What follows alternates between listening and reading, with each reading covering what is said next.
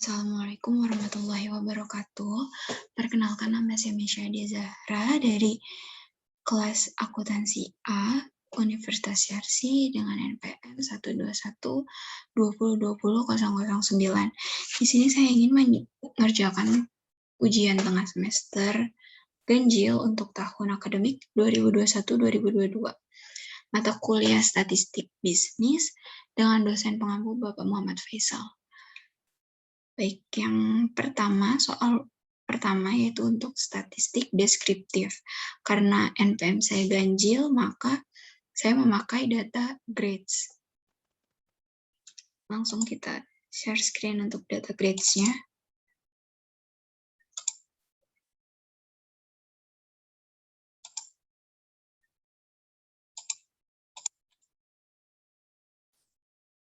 Sebentar. Oke. Kita buka data grades-nya.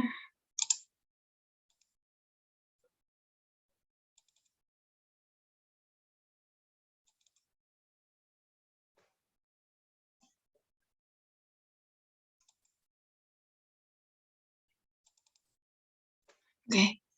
Di sini udah terlihat untuk data grades-nya. Kita langsung aja ke analisis statistik deskriptifnya. Caranya analyze, deskriptif statistik, lalu deskriptif. Untuk variabelnya kita masukin yang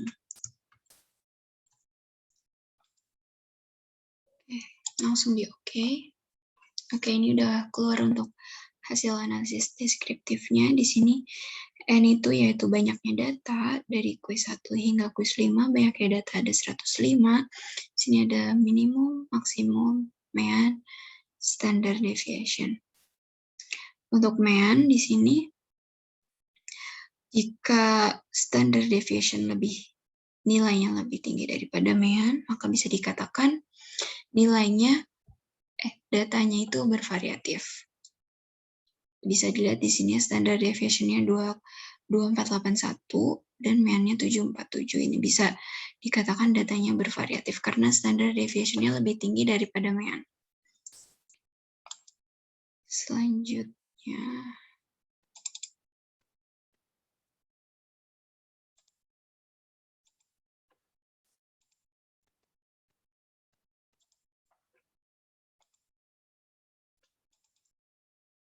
selanjutnya kita klik untuk yang frekuensis. Masih sama. Masukin. Lalu kita klik statistik, central tendency, kita checklist semua. Quartile, percentile.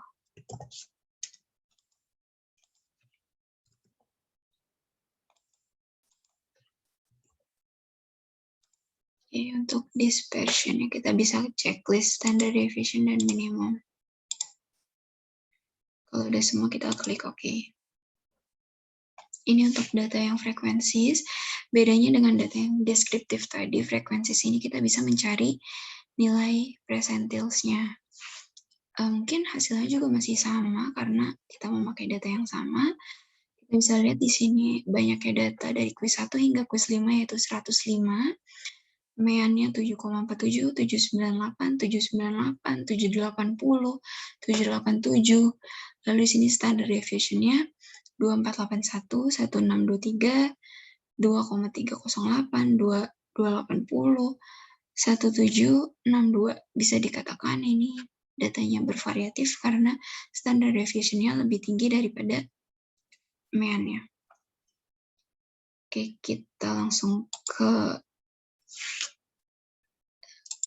soal yang kedua, yaitu uji T dan uji ANOVA. Yang pertama itu ada data latihan one sample t-test.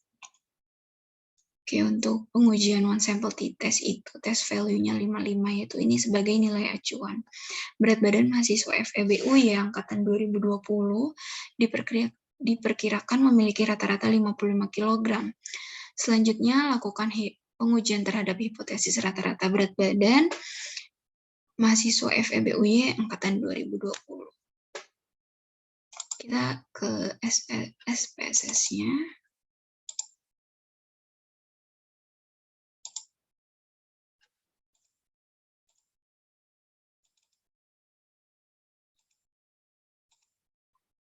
Oke, ini untuk data yang sampel t-test.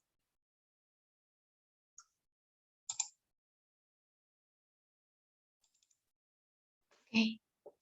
Untuk data yang one sample t-test ini, datanya data berat badan.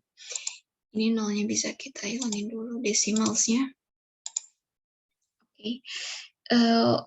Seperti yang tadi di soal, untuk nilai acuannya itu 55 kg. Kita ingin mencari tahu apakah rata-rata berat badan mahasiswa FEB-UY ini rata-ratanya 55 kg atau bukan. Yaitu caranya kita analyze, compare means, lalu one sample t-test. Kita masukin test variablesnya yaitu variabel yang berat badan. Test value-nya kita masukin 55 sebagai nilai acuannya. Lalu kita oke. Bentar di share yang baru. Oke.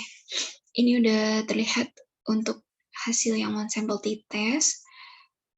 Kita bisa lihat di sini banyaknya data ada 10, lalu kita langsung lihat aja ke significant total. Di sini significant totalnya 0,121. Yang dimana jika significant totalnya itu lebih dari 0,05, maka H0 diterima. Atau bisa dibilang itu sama dengan nilai acuan, yaitu rata-rata berat badan mahasiswa FEB-RC 2020 sama dengan nilai 55 kg. Oke, berarti di sini hasilnya H0 diterima ya. Atau bisa dibilang sama dengan nilai acuannya, yaitu 55 kg. Oke, kita bisa langsung next ke soal berikutnya.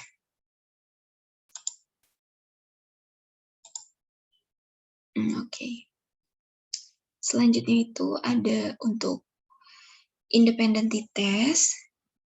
Lihat di sini, dosen Anda akan melakukan evaluasi hasil praktikum statistik mahasiswa FEB-UY tahun 2020, maka dilakukan penelitian apakah ada perbedaan nilai antara mahasiswa yang mengikuti praktikum statistik dengan rajin atau dengan mahasiswa yang hanya mengikuti ujian statistik tanpa praktikum dengan rajin. Kita lihat untuk kita langsung ke SPSS-nya, yaitu kita klik file, data. Oke, ini tadi untuk independent t-test.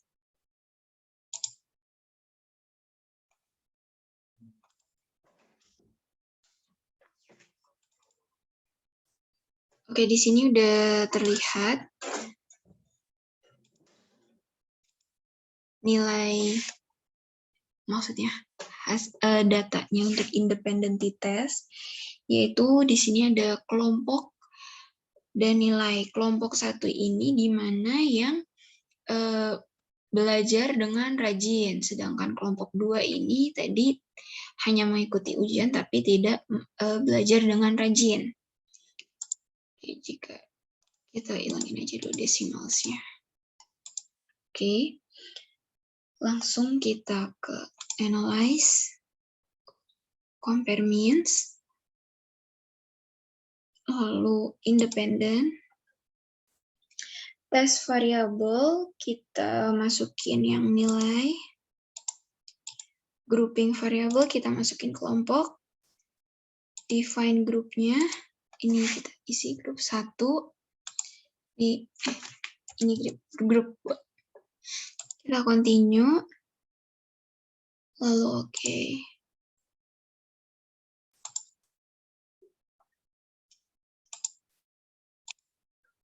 Oke.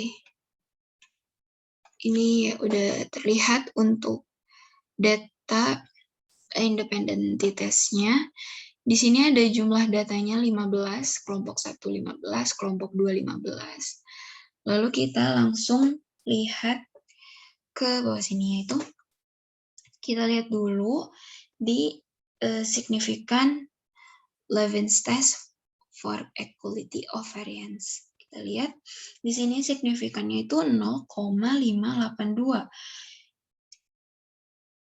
Yang dimana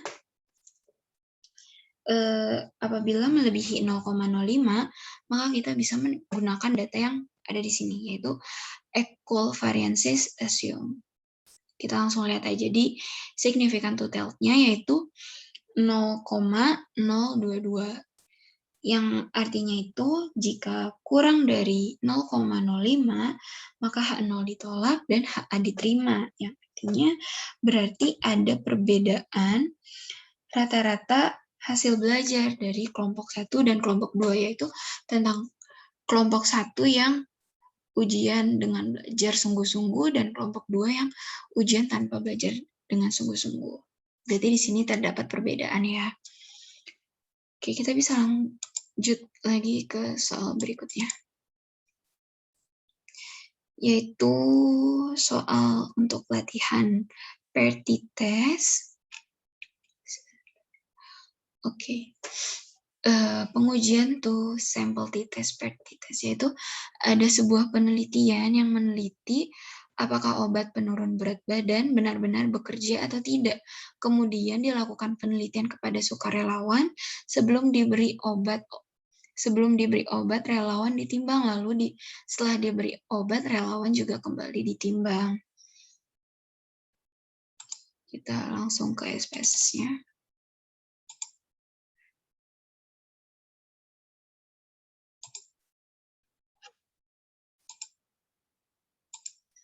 Kita buka untuk yang paired t-test.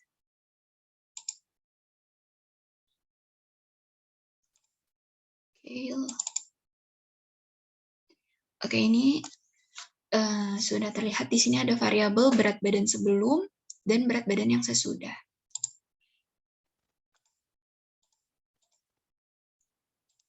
Kita langsung aja untuk ke menghitung paired t-test-nya, yaitu dengan cara analyze, lalu compare means, paired sample t-test, berat badan sebelum kita masukin ke variabel 1, berat badan sesudahnya kita masukin ke variabel 2.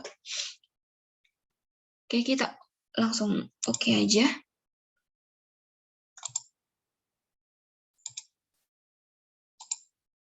Oke, ini sudah terlihat untuk hasil yang paired t-test. Yaitu pertama kita lihat dulu dari paired sample statistik, tabel yang ini. Kita lihat ini variabelnya yang berat badan sebelum dan berat badan sesudah. Kita lihat rata-ratanya atau meannya, yaitu berat badan sebelum di 66,81, berat badan sesudah itu ada 61,94, di mana di sini kita bisa lihat sudah terlihat perbedaannya antara berat badan sebelum dan berat badan sesudah. Berarti sudah ada penurunan berat badan karena efek obat yang tadi. Oke, kita lihat lagi di significant total-nya. Kita lihat di sini significant total-nya 0,000.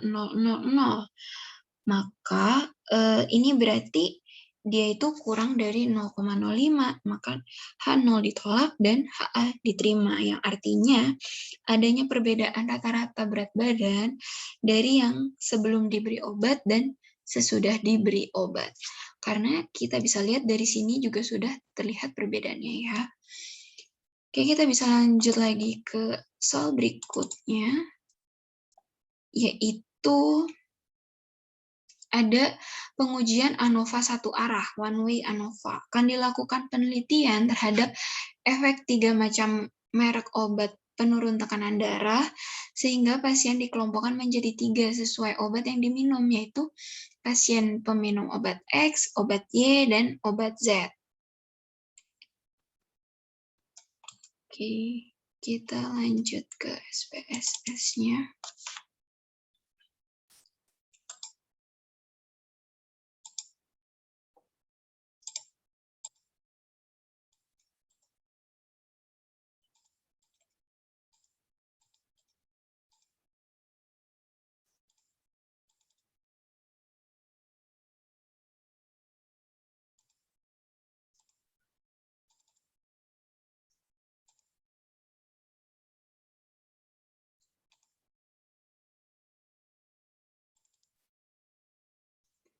Ini sudah terlihat datanya, yaitu di mana di sini ada variabel tekanan darah dan kelompok pasien.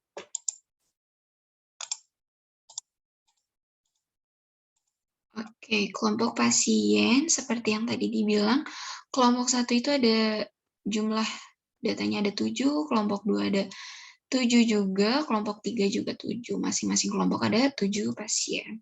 Yang di mana kelompok 1 ini adalah pasien peminum obat X. Kelompok pasien 2 itu peminum obat Y, dan pasien kelompok 3 ini peminum obat Z. Langsung aja kita untuk one way ANOVA-nya, yaitu analyze, compare means, lalu klik one way ANOVA. Kita masukin dependent list-nya itu tekanan darah, kelompok pasiennya di faktor. Selanjutnya kita lihat di options, itu kita klik deskriptifnya, dan homogeneity of variances test. Lalu kita klik continue, selanjutnya kita klik post hoc, kita checklist di Bonferroni dan Tukey. Lalu continue. Jika udah semuanya, kita klik OK.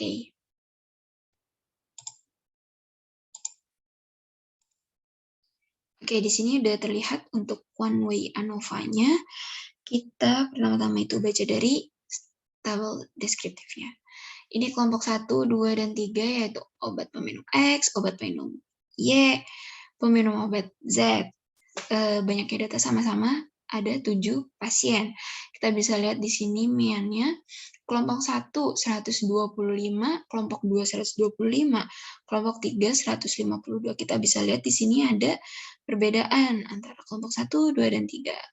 Kelompok 1, 2 masih sama MIAN-nya, terdapat perbedaan di kelompok 3. Oke, sebelum kita lanjut ke homogeneity, test of homogeneity of variances. Kita lihat signifikannya apabila lebih dari 0,05 artinya varian sama dan analisis dapat dilanjutkan. Kita lihat di sini ada di signifikannya itu 0,708 yang dimana lebih dari 0,05. Maka variansinya sama dan analisis dapat dilakukan. Karena untuk uji one way ANOVA ini varians itu sangat berpengaruh. Jadi kita lihat dulu variansinya sama atau tidak. Oke, kita lanjut ke baca tabel ANOVA-nya. Kita lihat di sini tabel ANOVA-nya 0,001. Berarti itu kurang dari 0,05. Maka HA diterima, yaitu tekanan darah peminum obat X, Y, dan Z itu tidak sama. Selanjutnya kita lihat di post hoc. Oke, sini ada kelompok pasien, ini juga kelompok pasien. Kelompok pasien 1 dan 2 memiliki mean difference-nya 0,000, sedangkan kelompok 1 dan 3 minus 27,143. Apabila kita lihat dari mean difference-nya ini, jika terdapat tanda bintang seperti yang ini, itu berarti terdapat beda signifikan antara kelompok. Kita bisa lagi di kelompok 2 dan 3, minus 27,143, dan terdapat tanda bintang. Begitu juga seterusnya dengan kelompok 3 dan 2, kelompok 1 dan 3, kelompok 2 dan 3, kelompok 3 dan 2. Oke, terdapat beda yang signifikan antar kelompok. Lanjut kita lihat di homogeneous subsets. Kita bisa lihat di sini terdapat 2 kolom. Kelompok 1 dan kelompok 2 itu berada di satu kolom, sedangkan kelompok 3 itu berada di kolom yang terpisah. Berarti ini memang ada perbedaan yang signifikan antara kelompok. Oke, kita bisa lanjut lagi ke soal selanjutnya, yaitu two-way ANOVA. Penelitian ini ingin melihat pengaruh dari gender dan pendidikan terhadap nilai ujian statistik bisnis. Gender di sini ada 1 untuk laki-laki, 2 untuk perempuan. Pendidikan itu 1 SMP, 2 SMA, 3 untuk S1. Kita lihat di sini SPSS-nya.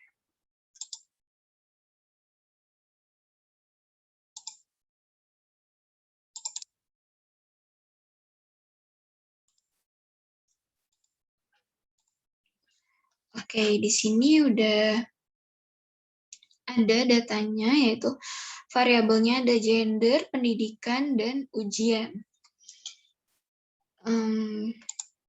Ini udah ada values-nya juga. Kalau gender 1 untuk laki-laki, 2 untuk perempuan, pendidikan 1 SMP, 2 SMA, dan 3 untuk S1. Kita lanjut aja ke two-way ANOVA-nya, itu dengan klik Analyze, lalu General Linear Model, dan klik Univariate. Kita isi dependent variable-nya itu dengan ujian, lalu gender, kita masukin Fig Factors, pendidikan juga di Fig Factors. Selanjutnya itu, untuk plots, horizontal axis kita isi gender, separate lines itu kita isi pendidikan. Lalu kita klik add, di sini langsung ada gender bintang pendidikan. Lalu continue. Selanjutnya kita ke post hoc. Post hoc test for kita masukin yang pendidikan. Lalu kita klik yang key. Lalu continue. Selanjutnya itu options. Klik options, kita masukin display means for-nya itu semua variabel. Oke. Kita klik, untuk display kita klik descriptive statistik. Lalu continue. Terakhir kita klik yang untuk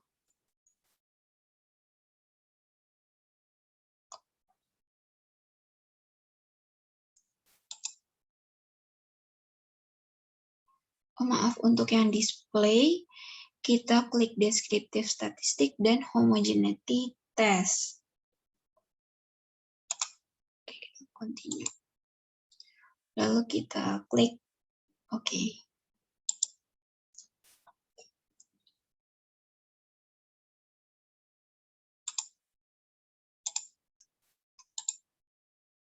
Oke, ini sudah keluar untuk hasil univariate analysis of variance. Kita lihat di sini gender 1 untuk laki-laki, 2 perempuan. Laki-laki yang berjumlah 18, perempuan ada 22. Pendidikan SMP jumlahnya 8, pendidikan SMA ada 20, sedangkan S1 ada 12, banyaknya data. Oke, selanjutnya itu kita lihat di tabel between subject factors. Oke, kita udah bahas yang ini. Selanjutnya kita di descriptive statistik. Kita bisa lihat di sini untuk rata-ratanya, semakin tinggi pendidikan, maka rata-ratanya semakin tinggi. Bisa lihat di sini SMP rata-rata 32,43, SMA 46,60, S1-nya 77,83. Lalu di sini ada perempuan, rata-ratanya di 68, untuk SMP, SMA-nya 65,13, S1-nya 69,67. Kita bisa lihat di sini, berarti gender itu berpengaruh kepada pendidikan, karena semakin tinggi pendidikan, maka rata-rata di sini semakin tinggi juga. Selanjutnya kita lihat di Levin Test of Equality. Kita lihat di sini signifikannya Apabila lebih dari 0,05, maka analisis ini dapat dilanjutkan. Kita lihat di sini signifikannya 0,527, berarti ini lebih dari 0,05 dan analisis dapat dilanjutkan. Kita lihat lagi ke bawah. Yaitu kita lihat di test of between subject effects. Di sini ada corrected model, yaitu sig-nya kurang dari 0,05, yaitu 0,000, dan bisa dikatakan datanya valid. Untuk gender, ini juga kurang dari 0,05. Untuk pendidikan juga kurang dari 0,05. Gender kali pendidikan juga kurang dari 0,05. Yang berarti variabel-variabel ini berpengaruh terhadap nilai ujian. Oke.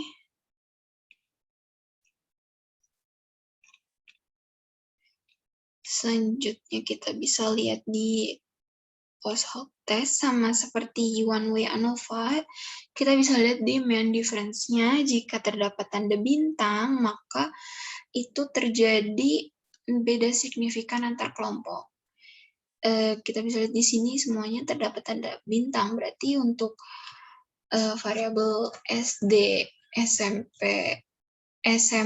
SMA, dan S1 itu terjadi beda yang signifikan.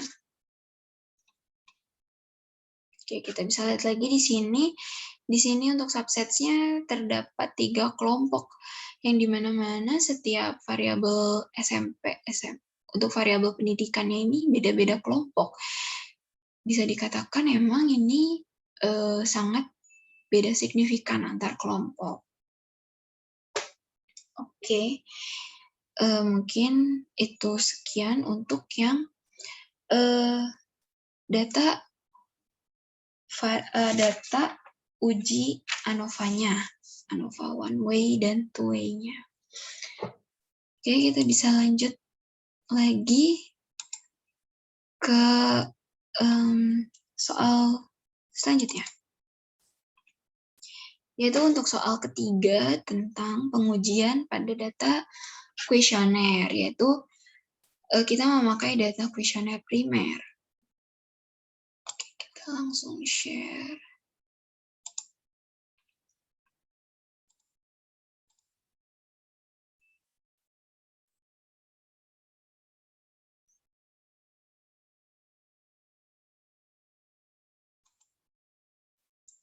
Yang bentuk mungkin ini videonya akan dijadi 2. Nanti soal ketiganya akan dilanjut di video berikutnya. Sekian dari saya. Wassalamualaikum warahmatullahi wabarakatuh.